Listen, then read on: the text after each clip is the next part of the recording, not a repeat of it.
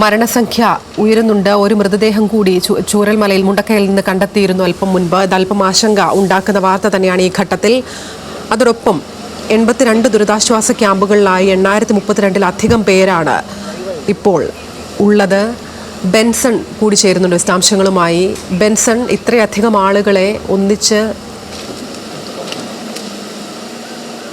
ഒന്നിച്ചവരെ ഉൾക്കൊള്ളിക്കാനുള്ള ഒരു സജ്ജീകരണങ്ങളെല്ലാം പൂർണ്ണമാണോ? ഇവരുടെ ആവശ്യങ്ങൾക്കുള്ള എല്ലാ സജ്ജീകരണങ്ങളും, എല്ലാ ഒരുക്കങ്ങളും പൂർണ്ണമാണോ ബെൻസൺ?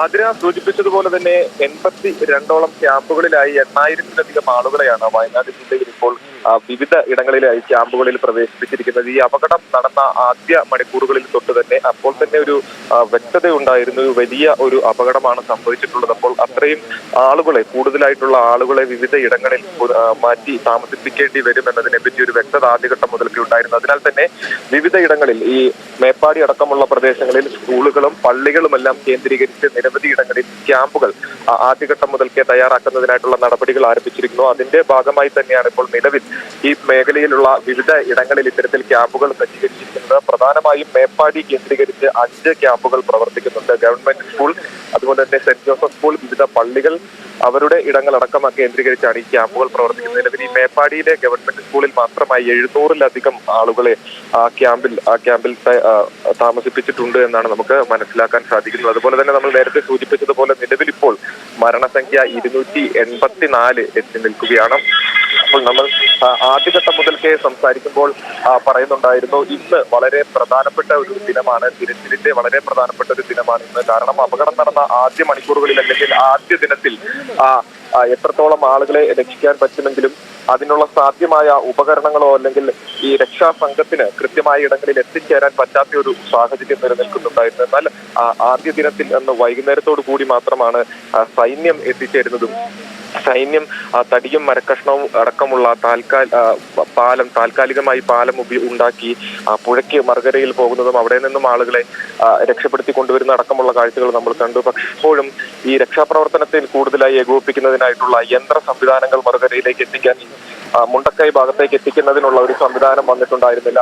അതിനുവേണ്ടിയാണ് ഇപ്പോൾ ഈ താൽക്കാലിക പാലമടക്കം, ബെയിലി പാലങ്ങളടക്കം നിർമ്മിക്കുന്നത്. അപ്പോൾ അതിന്റെ പണി വരും മണിക്കൂറുകളിൽ ഏകദേശം 1 മണിക്കൂർ 1.5 മണിക്കൂറിനുള്ളിൽ പൂർത്തിയാകുമെന്നാണ് മനസ്സിലാക്കുന്നത്. അതും കൂടി പൂർത്തിയായി കഴിയുമ്പോഴേക്കും ഈ രക്ഷാദൗത്യത്തിന് അല്ലെങ്കിൽ ആളുകളുടെ തിരച്ചിലിന് കൂടുതൽ ആക്കം വരും. അപ്പോൾ കൂടുതൽ ആളുകളെ ഈ ഭാഗത്ത് നിന്നും കണ്ടെത്താനാകും, കൂടുതൽ മൃതദേഹങ്ങൾ കണ്ടെത്താനാകുമെന്ന ഒരു പ്രതീക്ഷയിലാണ് ഈ രക്ഷാദൗത്യമുള്ളത്. നമ്മൾ ഈ രക്ഷാദൗത്യത്തിന് നേതൃത്വം നൽകുന്ന മന്ത്രിമാരടക്കമുള്ള ആളുകളുമായി സംസാരിക്കുമ്പോൾ മനസ്സിലാക്കുന്നത്, ഈ ചൂരൽമല അടക്കമുള്ള പ്രദേശങ്ങളിൽ ഇപ്പോൾ നടക്കുന്നത്, അവിടുന്ന് സാധ്യമായ രീതിയിൽ ഈ ജീവനോടെ രക്ഷിക്കാൻ കഴിയുന്ന ആളുകളെയെല്ലാം നിലവിൽ രക്ഷിച്ചിട്ടുണ്ട്. ഇനിയിപ്പോൾ അവിടെ നടക്കുന്നത്, അവിടെ മണ്ണിനടിയിൽ പുതഞ്ഞു പോയ അല്ലെങ്കിൽ ഈ പൂർണ്ണമായും നശിച്ച വീടുകൾക്കുള്ളിൽ കുടുങ്ങിക്കിടക്കുന്ന മൃതദേഹങ്ങൾ കണ്ടെത്തുക എന്നതിന് വേണ്ടിയുള്ള തിരച്ചിലാണ് ഈ ഭാഗങ്ങളിൽ പുരോഗമിക്കുന്നത്. അപ്പോൾ ഈ അത്തരത്തിലുള്ള തിരച്ചിലാണ് ഇപ്പോൾ ചൂരൽമല അടക്കമുള്ള ഈ പ്രദേശങ്ങളിൽ നടക്കുന്നത്. അപ്പോൾ അതിനും കൂടുതൽ ആക്കം വരണമെങ്കിൽ ഈ മെഷീനറീസ് കൃത്യമായി ഈ മേഖലകളിലേക്ക് എത്തേണ്ടതുണ്ട്. വലിയ പാറക്കഷ്ണങ്ങൾ, വലിയ വീടുകൾ പൊളിഞ്ഞു വീണതിന്റെ വലിയ കോൺക്രീറ്റ് കട്ടകൾ അടക്കം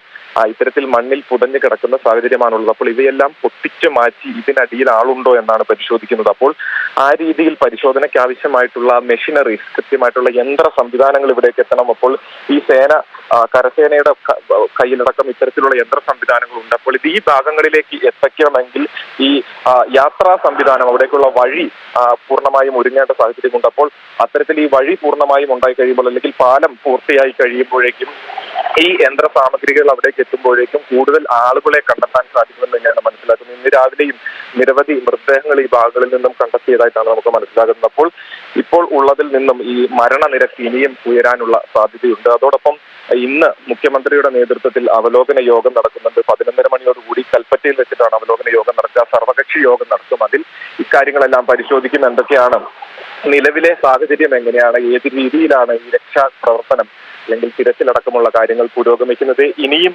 കൂടുതൽ ആളുകളെ ഈ മേഖലകളിലേക്ക് ഡിപ്ലോയ് ചെയ്യേണ്ടതുണ്ടോ, അതായത് സൈന്യത്തെ അല്ലെങ്കിൽ രക്ഷാസേനയെ കൂടുതൽ ആളുകളെ ഈ മേഖലകളിലേക്ക് ഡിപ്ലോയ് ചെയ്യേണ്ടതുണ്ടോ എന്നടക്കമുള്ള കാര്യങ്ങൾ പരിശോധിക്കും. യന്ത്ര സാമഗ്രികൾ കൂടുതൽ മേഖലകളിൽ നിന്ന് മറ്റിടങ്ങളിൽ നിന്നും എത്തിക്കേണ്ടതുണ്ടോ എന്നതടക്കമുള്ള കാര്യങ്ങളിൽ കൂടുതലായിട്ടുള്ള അവലോകനം, വിശദീകരണം എല്ലാം നടക്കും. നമുക്കറിയാം, ആദ്യഘട്ടം മുതൽക്കേ തന്നെ മന്ത്രിമാരുടെയും ഉന്നത ഉദ്യോഗസ്ഥരും അടങ്ങുന്ന സംഘം ഈ അപകട മേഖലയിലുണ്ട്. അവർ കൃത്യമായി കാര്യങ്ങൾ വിലയിരുത്തുന്നു. ഓരോ മേഖലയിലും എത്തി അപകടം നടന്ന മേഖലകളിൽ, ക്യാമ്പുകളിൽ, ആശുപത്രികളിൽ എല്ലായിടത്തും കൃത്യമായി എത്തി ഈ കാര്യങ്ങൾ വിലയിരുത്തുന്ന, ആ കാര്യങ്ങൾ ഏകോപിപ്പിക്കുന്ന രീതിയിലാണ് ഈ ഉദ്യോഗസ്ഥരെ, മന്ത്രിമാരെ അടക്കം നമ്മൾ കണ്ടിട്ടുള്ളത്. അപ്പോൾ ഇവരെല്ലാവരും ഈ യോഗത്തിൽ വിശദീകരിക്കുന്നു, കാര്യങ്ങൾ അവലോകനം ചെയ്യുന്നു, മറ്റേതെങ്കിലും തരത്തിലുള്ള നടപടികളിലേക്ക് കടക്കേണ്ടതുണ്ടോ, ഇനി എന്തെല്ലാം ചെയ്യേണ്ടതുണ്ടോ എന്ന കാര്യത്തിൽ പരിശോധന നടക്കും. അതോടൊപ്പം തന്നെ രാഹുൽ ഗാന്ധി, പ്രിയങ്ക ഗാന്ധി അടക്കമുള്ള ആളുകൾ ഇന്ന് ഈ ക്യാമ്പുകളിലടക്കം